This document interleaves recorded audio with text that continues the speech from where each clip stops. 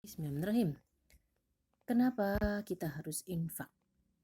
Nah, infak itu adalah perbuatan amal soleh, perbuatan baik yang melibatkan uang. Uang itu hasil kerja kita. Sesuatu yang diperoleh dengan usaha, bekerja berarti berusaha, tentu akan sangat kita cintai, akan sangat kita hargai.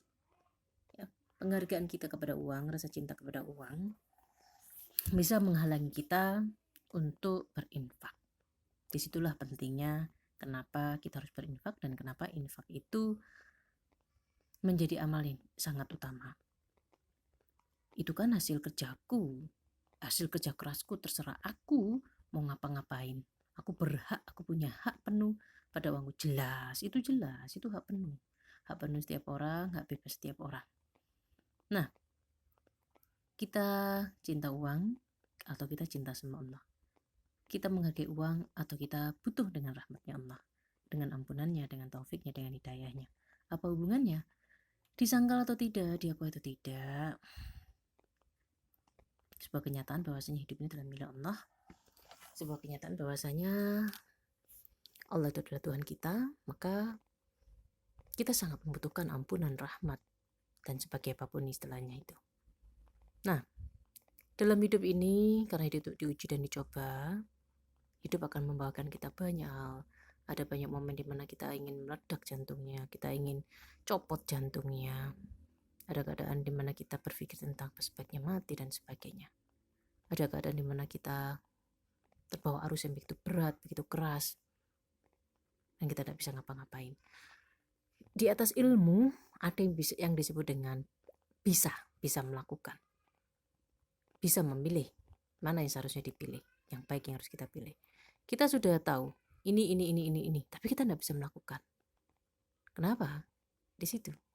Disitulah butuhnya kekuatan, dan kekuatan itu datang pada mereka yang banyak melakukan amal soleh, dan di antara amal soleh itu adalah infak. Kenapa infak besar? Seperti tadi, mempunyai nilai berdaya besar karena itu melibatkan sesuatu yang kita cintai. Karena hidup itu adalah untuk diuji dicoba. Ujian paling besar adalah mencintai Allah atau mencintai selain Allah. Jika kita memilih Allah, maka kita akan mencintai infak, kita akan mencintai, kita akan menyukai infak. Infak yang dilakukan karena mengharapkan rahmat Allah adalah infak yang terbaik. Sebagaimana dawuh Rasulullah, infak terbaik adalah saat kamu tidak punya apa-apa tapi kamu penuh pengharapan kepada Allah. Kenapa infaknya satu dirham bisa mengalahkan 100 dirham? Karena yang 1 dirham diambil dari 1 dirham itu atau 2 dirham, sementara yang 1000 dirham diambil dari 1 miliar dirham. Infak orang yang tidak punya dalam keadaan tidak punya apa-apa, karena dia tidak punya apa-apa, tapi dia bisa berinfak besar dalam arti nominal ataupun dalam arti momen.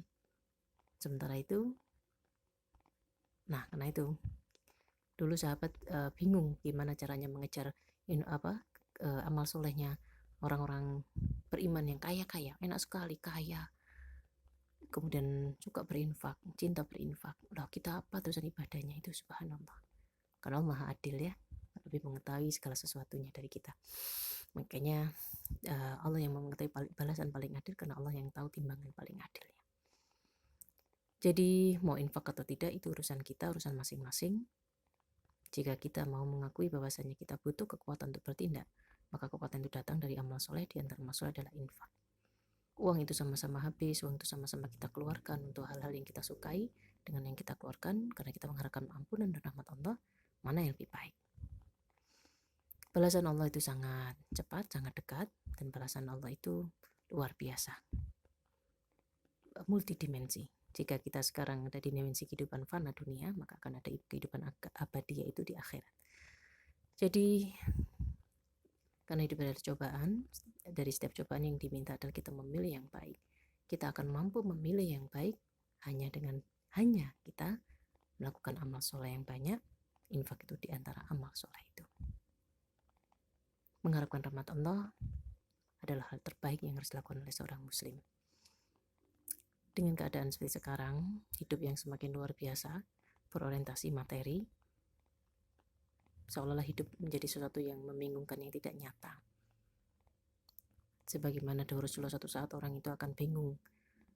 Kata diinfakno ke siapa? Orang hidup dengan cara bersenang-senang. Orang yang tidak punya, orang yang hidupnya biasa saja. Cara hidupnya seperti orang yang berkecukupan dan sebagainya. Sehingga kita kebingungan. Kayaknya sopo ini? Nah, kriteria infak bagaimana? Yang kita bahas di sini adalah kenapa kita butuh infak, kenapa infak itu sebagai hal yang utama. Itu saja. Kriterianya apa? Sangat sederhana. Mohonlah selalu petunjuk kepada Allah. Itu bagian yang sederhana. Cara sederhana. Infak itu mohon petunjuk pada Allah, dan paling penting adalah kita peruntukkan untuk Allah, mengharapkan rahmat dan ampunannya. Kita cinta Allah, kita mengharapkan rahmat Allah, atau kita cinta uang itu untuk diri kita sendiri. Kita butuh kekuatan dari Allah, kita butuh kekuatan untuk menghadapi hidup. Maka mari kita biasakan lebih mencintai infak daripada menghabiskan uang itu untuk diri kita sendiri, dengan cara membelanjakan hal-hal yang tidak perlu, seperti beli pernak-pernik, beli tas ini itu ganti-ganti, kemudian rekreasi ke sana sini yang bisa habis 10 juta atau yang lain, sementara 10 juta ini akan bisa membahagiakan banyak orang. Dan yang paling penting, siapa yang dibahagiakan dari banyak orang ini? Diri kita sendiri, karena kita melakukan sesuatu yang dicintai oleh Allah. Uang itu adalah hasil kerja keras kita, maka itu hak mutlak kita. Mau diapakan uangnya, mau diinfakkan tidak, itu hak mutlak kita. Hidup itu ada dua, kehidupan sekarang dan kehidupan nanti, kehidupan fana dan kehidupan abadi. Dimohonkan menjadi baik. Terima kasih banyak.